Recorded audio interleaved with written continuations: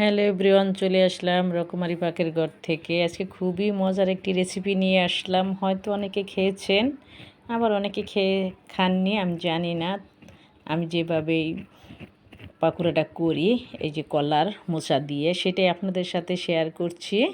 আশা করি আপনাদের ভালো লাগবে। এটা আপনার পাকোড়াও বলতে পারেন, চপও বলতে পারেন, মোচার চপ। খেতে কিন্তু খুবই খুবই মজার, বাচ্চারাও খেয়ে নেবে। আর এইসব কিন্তু রান্না করলে বাচ্চারা খায় না। তাই আমি এটাকে আগে থেকে ছুলে নিয়েছি, তারপরে এভাবে কেটে নিয়েছি, একদম কুচি কুচি করে কেটে কিছুক্ষণের জন্য পানিতে ভিজিয়ে রাখতে হবে।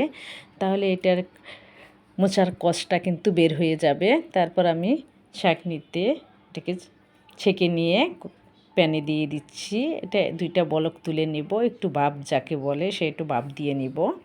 সামান্য একটু লবণ দিয়ে দিলাম, লবণটা দিয়ে ভালো করে নেড়ে চেড়ে নেব। চাইলে আপনি 2 মিনিট ডেকে দিতে পারেন, আবার নাও দিতে পারেন। তাই এই যে ভালো করে নেড়ে নিচ্ছি, যাতে এটার ভিতরের কালো একটা কষ থাকে যে সেটা যেন বের হয়ে যায়। এই যে দেখেন এরকম সিদ্ধ করে নিয়েছি। তারপর আমি চালনিতে ছেঁকে নিয়েছি। এটা কিন্তু সিদ্ধ করার পর একটু কালচে হয়ে যায়, সেটা কিন্তু কোনো অসুবিধা নাই। এটা এরকমই হয়, বিশেষ করে কুরবি কলারটা এরকম হয়, বিসিওয়ালা কলার কিন্তু এরকম হয় না। তারপর এখানে আমি 1 কাপের মতো নিয়েছি, দিয়ে দিচ্ছি পেঁয়াজ কুচি 2 টেবিল চামচ, 1 টেবিল চামচ ধনে পাতা কুচি, কাঁচামরিচটা একটু বেশি দিয়েছি, 1 টেবিল চামচের বেশি, 1 চা চামচ আদা রসুন বাটা। সব মশলা আমি একসাথে এক এক করে দিয়ে দিব, একটু দেখে নেবেন। মরিচ গুঁড়া দিয়ে দিচ্ছি 1 চা চামচের বেশি, 1.5 চা, পরে 2 চামচের মতোই হবে। হলুদ গুঁড়া দিয়ে দেব আধা চা চামচের মতো, শুধু একটু কালারের জন্য। এই যে হলুদ গুঁড়াটাও দিয়ে দিচ্ছি। সব মশলাগুলি একসাথে দিয়ে ভালো করে মেখে নিতে হবে। হলুদ গুঁড়া দেওয়ার পরে যে আমি এখানে দিয়ে দিলাম জিরা গুঁড়া, তারপর দিয়ে দেবো গরম মশলার গুঁড়া। জিরা গুঁড়া আমি 1 চা চামচ দিয়েছি, গরম মশলার গুঁড়া এটাকে আমি আধা চা চামচ দিয়ে দিচ্ছি।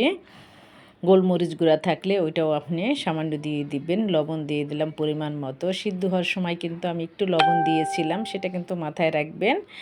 টেস্টিং সল দিয়ে দিচ্ছি সামান্য একটু, 1 চিমটির মতো, যেটাকে বলে 1 চিমটি, ওই সামান্য একটু টেস্টিং সল দিয়ে দিচ্ছি। টেস্টিং সলটা দিলে কিন্তু খাবারের স্বাদটা বেড়ে যায়।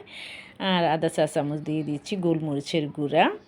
এবার দিব আমি 2 টেবিল চামচ গাতব চালের গুঁড়া, 2 টেবিল চামচ ময়দা বা যদি বেসন থাকে যেটাই দেন, এই দুইটা দিয়ে এটাকে ভালো করে মেখে নিতে হবে। এটার সাথে কিন্তু আমি কোনো পানি দিব না, কোনো পানিও দিতে হবে না, আর কিছুই লাগবে না।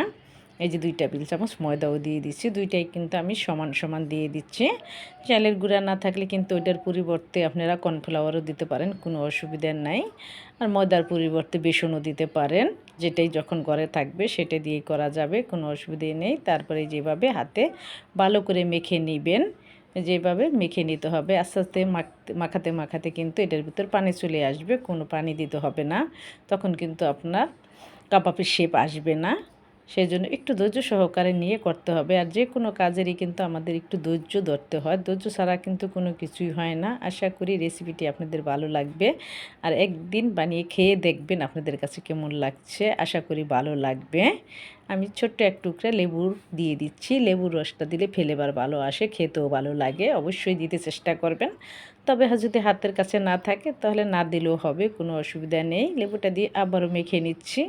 আশা করি ভালো লাগবে আপনাদের। ভালো লাগলে ভিডিওটি শেয়ার করে অন্যকে দেখার সুযোগ করে দিবেন।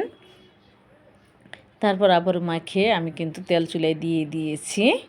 এবার কাবাবের শেপ দিয়ে ভেজে নিব মিডিয়াম আছে। এই যে প্যানে তেল দিয়ে দিচ্ছি, তেলটা গরম হয়ে যাওয়ার পর এই যে এরকম ছোট ছোট করে আমি বানিয়ে নিয়েছি। আপনারা চাইলে কিন্তু একটু বড়ও দিতে পারেন, তবে ছোট ছোট বানালে এটা ভিতরে ভালো করে মুসমুসে হয়ে আসে, খেতে ভালো লাগে। এটা কিন্তু ভাতের সাথেও আপনি খেতে পারবেন, আবার সস দিয়ে কিন্তু নাস্তা হিসেবে খেতে পারবেন, যেটা আপনার ভালো লাগে। তো এই যে ভেজে নিচ্ছি, আস্তে আস্তে দেখতে পাচ্ছেন। আর সবজি কিন্তু আজকালকার বাচ্চারা একদমই খেতে চায় না। আপনি কিন্তু এটা একবার হলেও ট্রাই করে দেখতে পারেন, বাচ্চারা আশা করি খাবে, ভালো লাগবে। ভালো লাগলে আমার চ্যানেলটি ঘুরে আসবেন। ঘুরে আসার অনুরোধ রইল আমার প্রিয় ভাই ও বোনদেরকে। আপনাদের ভালো লাগলে এটাই আমার সার্থক। আমার চ্যানেলটি যদি সাবস্ক্রাইব করা থাকে তাহলে অসংখ্য ধন্যবাদ। আর সাবস্ক্রাইব করা না থাকলে প্লিজ আমার চ্যানেলটি সাবস্ক্রাইব করে পাশেই থাকবেন আশা করি। যে যেখান থেকে ভিডিওটি দেখছেন সবাই ভালো থাকবেন, সুস্থ থাকবেন। আবার দেখা হবে আপনাদের সাথে এমন নতুন কোনো রেসিপি নিয়ে যাতে আপনাদের উপকারে আসে। আপনাদের কাজে আসলেই ওইটাই আমার সার্থক। দোয়া করবেন যাতে আপনাদেরকে আর ভালো ভালো রেসিপি উপহার দিতে পারি। আপনাদের সাথে কথা বলতে বলতে আমার এইগুলি কিন্তু এই যে একদম ভাজা হয়ে গিয়েছে। আমি এই সাইড ওই সাইড দুই সাইডই একদম একরকম করে ভেজে নিয়েছি। এই যে দেখেন, আগুনটা কিন্তু এর চেয়ে বাড়াতে যাবেন না, তাহলে কিন্তু পুড়ে যাবে, খেয়ে আপনি মজা পাবেন না। যে দেখেন, বোঝাই যায় না যে কলার মোচার কাবাব বোঝা যাচ্ছে বলেন, মনে হয় যে চিকেন টিকা এরকম মনে হচ্ছে। খেয়ে দেখবেন। এই যে দেখেন, একটা আপনাদের ভেঙে দেখাচ্ছি, দেখেন ভেতরটা কত সুন্দর হয়েছে। বোঝাই যায় যে জালি কাবাব এরকম বোঝা যাচ্ছে। খেয়ে দেখবেন। একটু পেঁয়াজটা একটু মোটা করে দিবেন যাতে পেঁয়াজটা এরকম একটু আস্তে আস্তে দেখা যায়। ভালো থাকবেন তাহলে সবাই, আবার দেখা হবে ইনশাআল্লাহ। সবার জন্য অনেক অনেক ভালোবাসা রইল। আল্লাহ।